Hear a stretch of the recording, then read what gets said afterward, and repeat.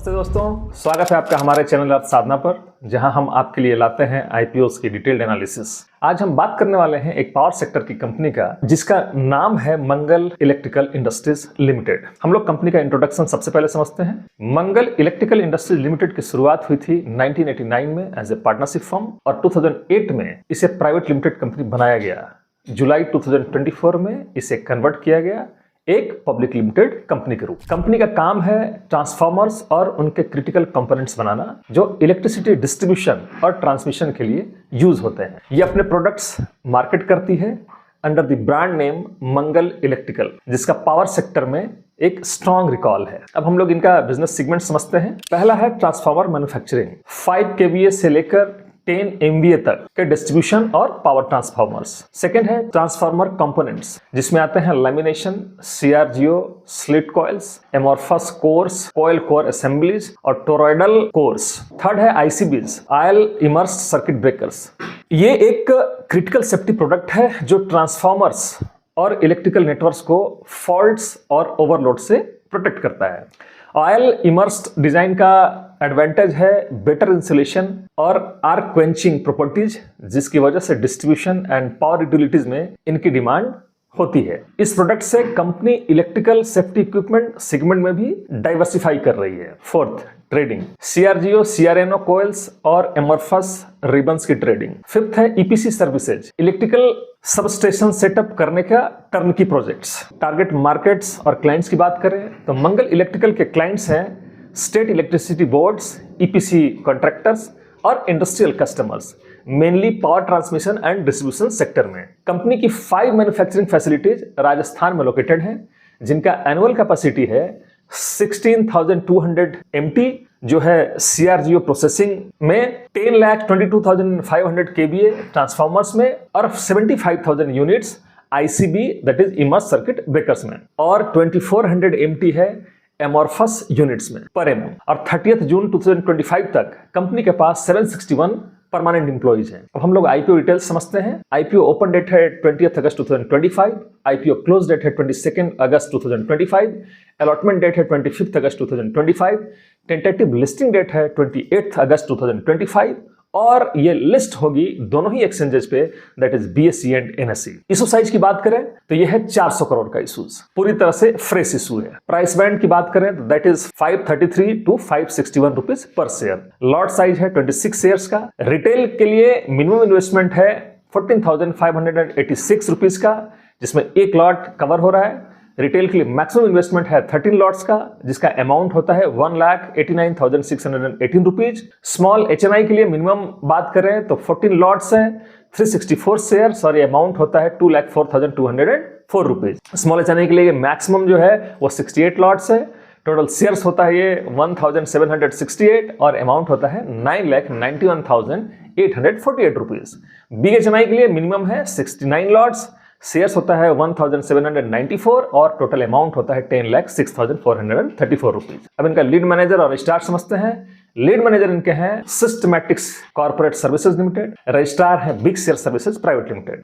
सबसे इंपॉर्टेंट है मित्रों, जो पैसा आने वाला है IPO से, उनका ऑब्जेक्टिव्स क्या है। तो IPO का ऑब्जेक्टिव्स में पहला ऑब्जेक्टिव है debt repayment, that is of 101.27 crore. Second है कैपिटल एक्सपेंडिचर, जो एक्सपेंशन के लिए यूज होगा, और ये एक्सपेंशन यूज होगा यूनिट 4 राजस्थान में है, उसके लिए 87.86 करोड़ का प्रोविजन किया गया है। और ये यूज जो होगा वो एक साल में नहीं होगा, फाइनेंशियल 26 में 49.93 करोड़ यूज होगा और फाइनेंशियल 27 में 37.93 करोड़। उसी हिसाब से वर्किंग कैपिटल रिक्वायरमेंट के लिए 122 करोड़ का प्रोविजन करा गया है, जो फाइनेंशियल 26 में 48.25 करोड़ रुपीस और फाइनेंशियल 27 में 73.75 करोड़ रुपीस यूज होगा। रेस्ट पैसा जो रहेगा वो जनरल कॉर्पोरेट पर्पस के लिए यूज करा जाएगा। अब हम लोग कंपनी का फाइनेंशियल परफॉर्मेंस पिछले 3 सालों में क्या रहा है इसको समझते हैं। मार्च 2025 तक टोटल एसेट्स फाइनेंशियल 23 में 221.26 करोड़ से बढ़कर फाइनेंशियल 25 में 366.46 करोड़ हो गया। टोटल इनकम की बात करें तो फाइनेंशियल 23 में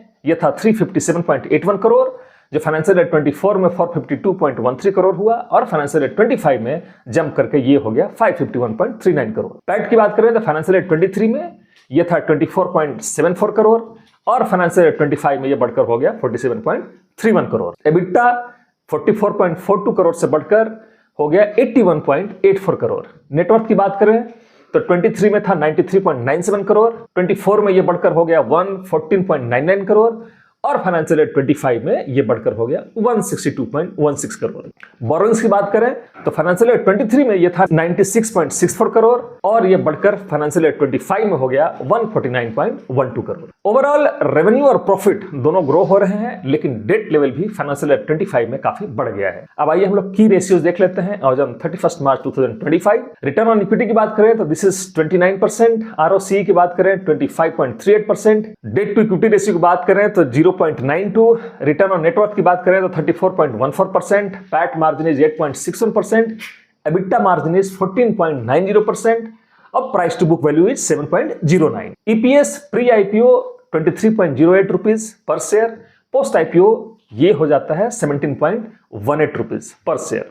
23 से 25 तक ईपीएस ऑलमोस्ट 2 टाइम्स हो गया है। इन 23 इट वाज जस्ट 12.07 रुपीज। अब पी रेशियो की बात कर लेते हैं। प्री आईपीओ ये 24.31 है और पोस्ट आईपीओ ये बदल जाएगा 32.77 में। When compared with the industries average P of 27.38, it indicates an undervaluation on a P ratio basis only, hence the price of this share seems fairly priced for the investors. अब हम लोग इनका short analysis कर लेते हैं quick.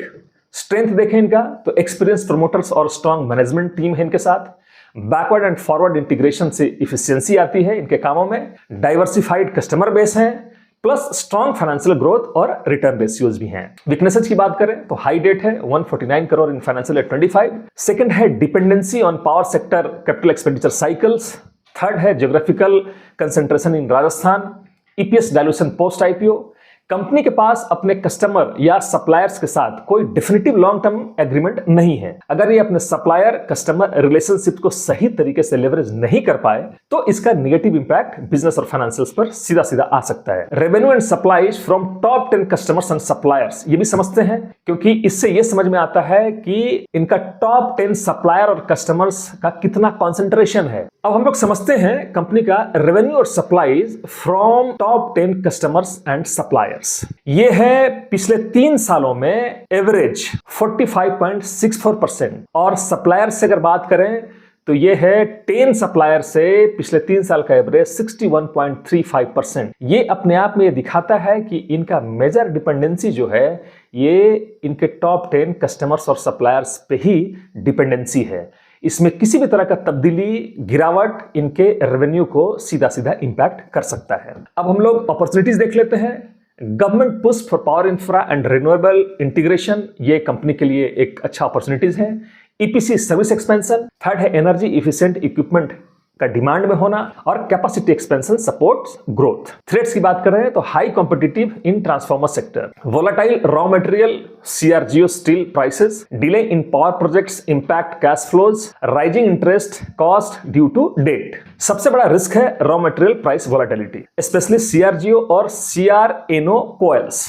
इनके prices international market के हिसाब से चेंज होते हैं और कंपनी के मार्जिन्स को डायरेक्टली इंपैक्ट करते हैं। कंपनी के पास हेजिंग पॉलिसी नहीं है, इस वजह से अगर रॉ मटेरियल महंगा हो गया तो कंपनी के प्रॉफिट्स पर नेगेटिव असर पड़ेगा। जीएमपी की अगर बात करें तो एज ऑन डेट जीएमपी 0 है, अभी तक कोई भी प्रीमियम मार्केट में नहीं आया है। इस हिसाब से ये पोर्शन पे कोई एक्सप्लेनेशन का मतलब बनता नहीं है। बावजूद इसके मैं ये कहना चाहूंगा कि जीएमपी जो है वो टोटली अनऑफिशियल और वोलेटाइल है।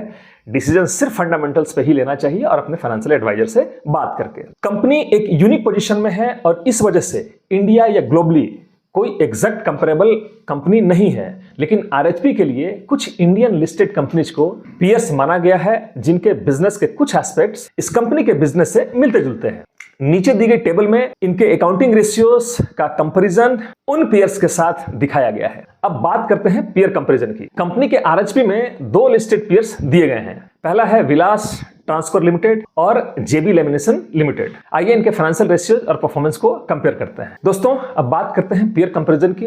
कंपनी के आरएचपी में 2 लिस्टेड पीयर्स दिए गए हैं, विलास ट्रांसकोर लिमिटेड और जेबी लेमिनेशन लिमिटेड। आइए इनके फाइनेंशियल रेशियोज और परफॉर्मेंस को कंपेयर करते हैं। सबसे पहले मंगल इलेक्ट्रिकल इंडस्ट्रीज लिमिटेड, इसका ईपीएस है 23.08 रुपीज, रिटर्न ऑन नेटवर्थ है 34.14%, एनएवी है 79.10, टोटल इनकम फाइनेंशियल ईयर 25 में 55,139.04 लाख। पी जो है वो पोस्ट लिस्टिंग डिसाइड होगा। बिलास ट्रांसकोर लिमिटेड का देखते हैं, इसका ईपीएस है 14.58 रुपीज, रिटर्न ऑन नेटवर्थ है 15.27%, एनएवी है 117.68 रुपीज, टोटल इनकम 36,199.76 लाख और पी इनका है 36.48। जेबी लेमिनेशन लिमिटेड का भी देख लेते हैं, इनका ईपीएस है 12.31 रुपीज, रिटर्न ऑन नेटवर्थ है 24.11%, एनएवी इनका है 65.42 रुपीज, टोटल इनकम इनका है 36,837.67 लाख। पी इनका है 18.28। दोस्तों यहां क्लियरली दिख रहा है कि मंगल इलेक्ट्रिकल का ईपीएस और रिटर्न ऑन नेटवर्थ दोनों पीयर से काफी बेटर हैं, मतलब प्रॉफिटेबिलिटी और return ratios strong position show कर रहे हैं। एनएवी थोड़ा लोअर है कंपेयर टू